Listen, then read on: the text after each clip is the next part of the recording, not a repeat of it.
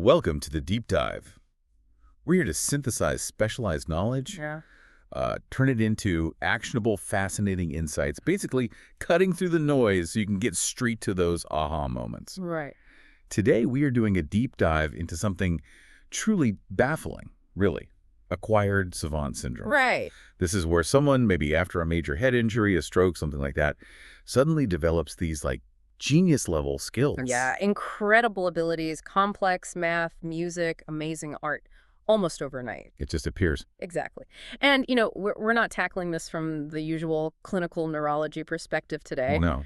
Our source material is actually a transcript from a very specialized investigation method. It's often called the Grifasi method. Right, hypnotic investigation. Yeah, deep multi-subject hypnotic research. And it's designed specifically to look at the subtle stuff, the energetic, the neurological processes behind phenomena just like this one. So this research group, they're essentially offering us a kind of blueprint for how sudden genius might happen. Our mission today is twofold, really. First, we want to map out their proposed mechanism. Where is this latent genius supposedly stored? How does a shock trigger it? And second, and this is, I think, really crucial, so we absolutely have to look at the research group's own warning, their disclosure about how reliable this kind of information actually is. Yes, the vetting process.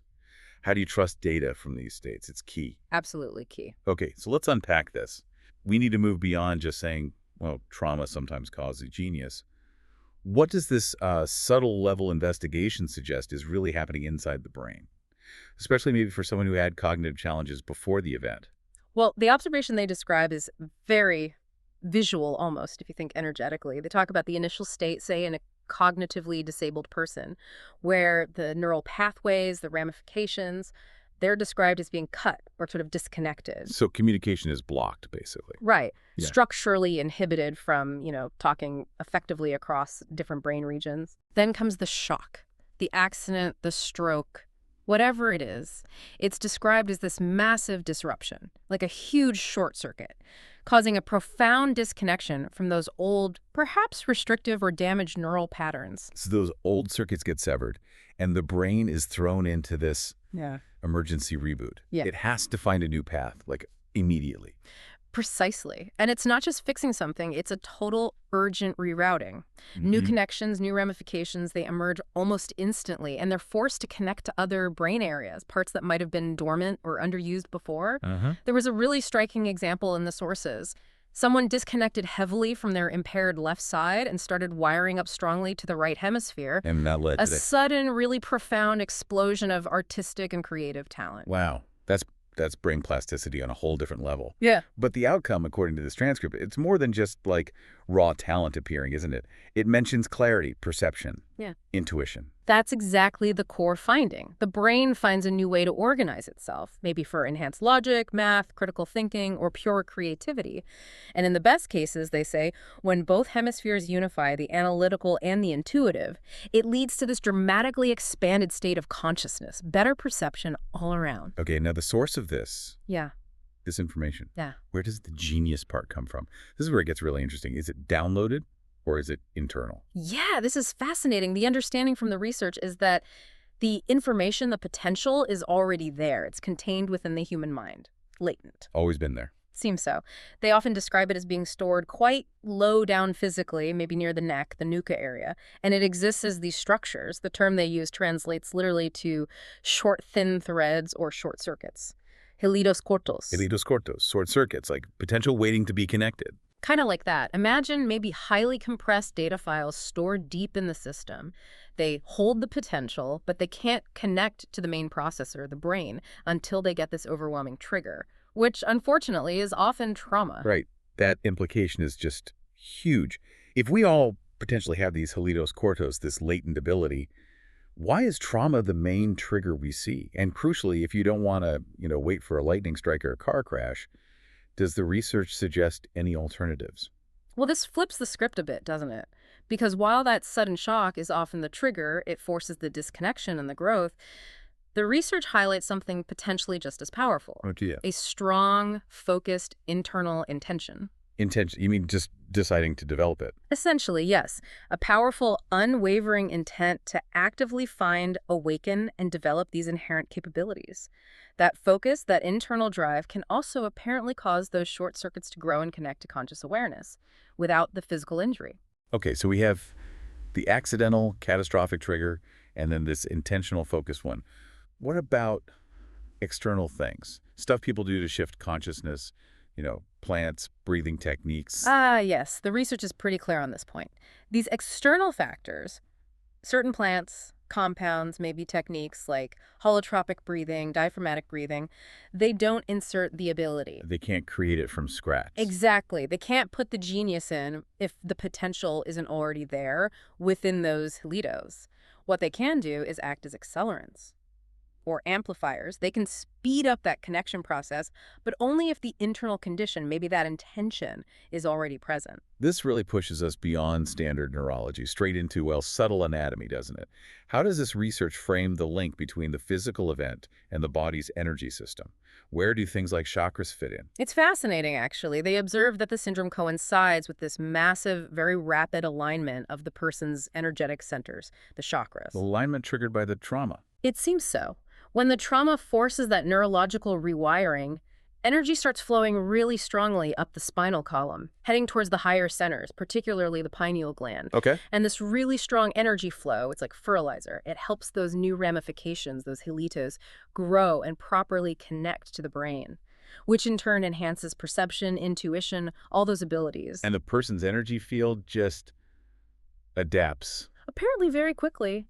The subliminal part, the energetic self, it sort of expands and adjusts rapidly to this new enhanced state. Okay, but here's where it gets even more, let's say, esoteric. The sources suggest the energetic self was often in agreement to achieve this state, even if it meant going through the trauma, like an accident. Yes, that's a difficult concept. Wait, the energy body agreed to a stroke? Or a severe injury? How does the research explain that? It sounds like predestination or something. It's framed as a complex choice, made at a higher level, an informational level maybe.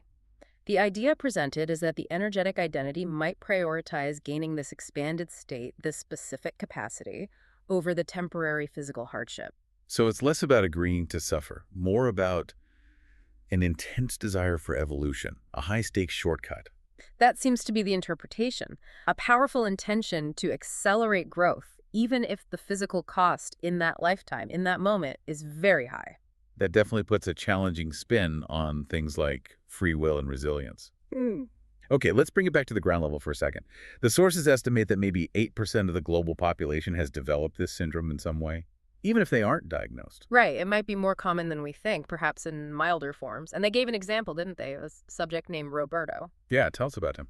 After his transformation, he developed these enhanced sensory abilities like strong flashes, predictive dreams, but also the immediate capacity to interpret them and draw them artistically. So a classic blend, intuition, and rapid skill manifestation. Exactly. Predictive insight combined with artistic execution appearing together. So, okay, these individuals, triggered by trauma or maybe even intention, they step back into the world with these incredible abilities. What happens then? What are the challenges for them in a society geared towards, well, average cognition? The societal friction. It's huge. And arguably, the sources suggest it's the most painful part. These savants often feel profoundly misunderstood. Their explanations don't make sense to others. Right. What seems obvious or logical to them might sound like nonsense, leading them to be labeled, locos, crazy, or just fundamentally different. It sounds like society's first reaction is often to just label and isolate them. That's exactly what the sources describe. They get labeled, classified, treated like exotic cases. And this often leads to separation. They might be pulled out of normal learning environments because they're just too advanced, they process too fast. The system can't handle them. The sources are blunt. Many institutions simply do not know how to manage these capacities, and that leads to so much wasted potential. When the ideal response should be support, integration, cultivation, not separation. Which makes the research group's future projection even more striking. What do they see happening long-term? Well, they offer this projection looking out towards the year 2100, and they suggest that maybe 50% of humanity will have awakened these kinds of talents by then. 50%, wow. Not necessarily through trauma, though. No, the implication is through a more generalized understanding and crucially intentional activation of these latent systems. It becomes more normalized. A 50% cognitive upgrade across the board. Yeah. That's a fundamental shift for civilization. It really is. The future society they describe is one that's vastly more conscious. People more easily achieve states of flow, expansion, and importantly, they're shown actively helping each other develop these abilities from childhood onwards. So it shifts from being too advanced for the system to being advanced enough to teach each other. Precisely. Normalizing these Helitos cortos as just part of standard human potential. That's a powerful vision. But it brings us right back to the big challenge here. We've been discussing these profound, pretty unconventional ideas, subtle circuits, energetic agreements, genius stored near the neck. How can anyone, especially researchers operating in these subtle hypnotic states, actually trust the information they get? And this is the absolute crux of it, isn't it? And why the transparency of this particular research group is frankly quite remarkable. They explicitly state, they warn, that information coming from deep hypnosis is inherently highly contaminated. Muy contaminada. Highly contaminated. That's a very strong warning, especially coming from people using the method. What contaminates it? How? No. They identify 4 main sources of distortion in their protocol. First, just the journey of the information itself. It has to travel across different dimensions, different densities to even reach the subject's awareness. That alone adds noise, like static. Okay, like a bad phone line across dimensions. Sort of. Second, and this is a big one, the data passes through other conscious entities or intelligences out there in the ether. Yeah. And these entities might distort the message intentionally or unintentionally, like cosmic interference or maybe even deliberate manipulation. The idea of subtle interference or deliberate editing is, well, it's significant. Very. Third, there's the subject themselves. Their own beliefs, their mindset, their personal perspective, it all acts as a filter, coloring the information that comes through. Their own internal biases. Exactly. And fourth, there's an issue with authorization. If you try to investigate someone or something that hasn't given permission, other entities might jump in, impersonate the target, or just invent information that suits them, exploiting the lack of consent. Okay, so multiple layers of potential static, filtering, and even outright manipulation.